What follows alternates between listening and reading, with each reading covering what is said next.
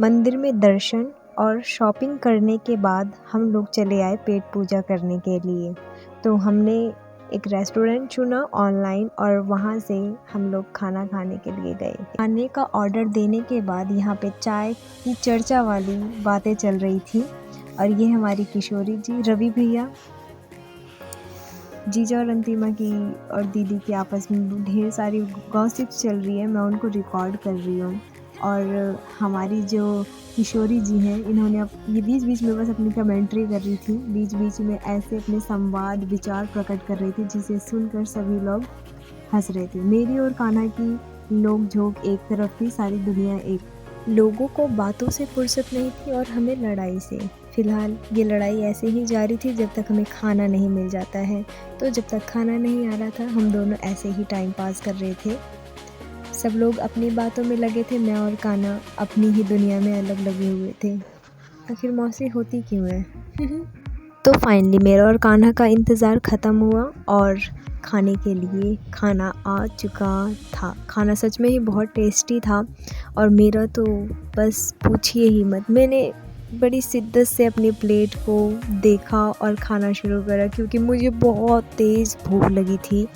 ना तो मुझे कुछ लेना था, ना मैं किसी पर्पज़ से आई थी। मैं आई थी तो सिर्फ खाने के पर्पज़ से।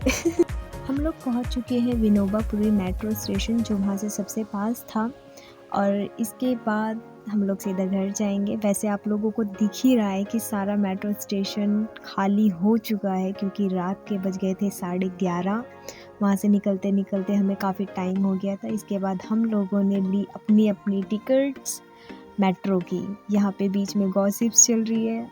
कान्हा को आप देख ही रहे हैं कि किस तरीके से वो अपना परफॉर्मेंस दिखा रहे हैं यहाँ पे।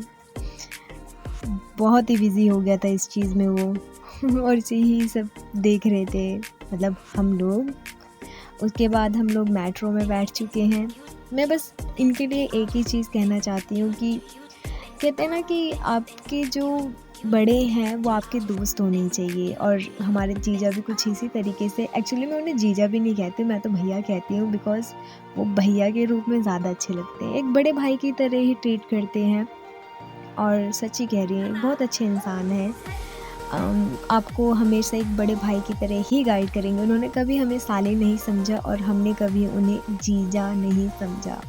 वो घर के बड़े सदस्य के रूप में हमेशा हमारे सामने प्रस्तुत हुए हैं। मैं चाहती हूँ कि सभी के जीजा ऐसे ही हो, अगर जीजा हो तो। तो इसके बाद हम लोगों ने बहुत सारी मस्ती करी थी इसी मेट्रो में ही, जो आपको आगे देखने को मिलेगा। ये मैंने अपनी थोड़ी सी फ़ोटोशूट करने की कोशिश करी थी अंतिमा के थ्रू, बट उसने ये चीज़ें अचानक से बनाई थी। तो मुझे भी काफ़ी अच्छा लगा। बाद में देखने के बाद जब मैंने देखा इसे तो मुझे भी काफ़ी अच्छा लगा। और कैसा था आप लोग भी बताइएगा। आप देख ही रहे कान्हा और जीजा की मस्ती पूरे मेट्रो में ही चल रही थी। ये दोनों जने पूरे मेट्रो में पूरे टाइम ऐसे ही मस्ती करते हुए आ रहे थे और मैं इनकी वीडियो बना रही थी बैठे बैठे। मैंने कहा ऐसे मोमेंट को कोई कैसे कैप्चर नहीं करेगा, मैं तो ज़रूर करूँगी। तो मैंने इनकी पिक्चर्स निकाली, वीडियोस निकाली और मुझे काफ़ी अच्छी लगी। कहते हैं ना कि एक पिता और एक बेटे का रिश्ता हमेशा दोस्त का होना चाहिए।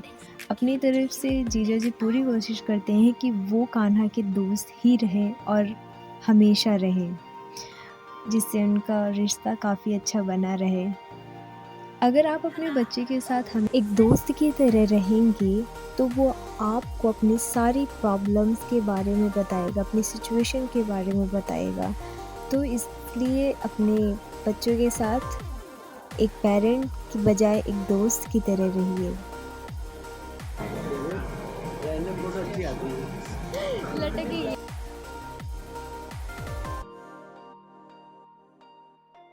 के 11:30 से ज़्यादा हो चुकी है और ये ही हम सब अभी पहुँचे हैं। आप देख ही रहे हो, ये लास्ट मेट्रो थी। अगर ये छूट जाती तो शायद हमें फिर वहाँ से ऑटो करके आना पड़ता।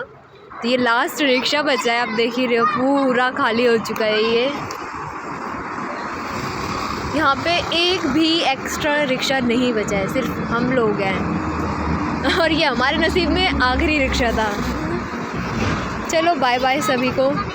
आई होप सब लोग इंजॉय करेंगे मेरे ब्लॉग को। Yes definitely, why not.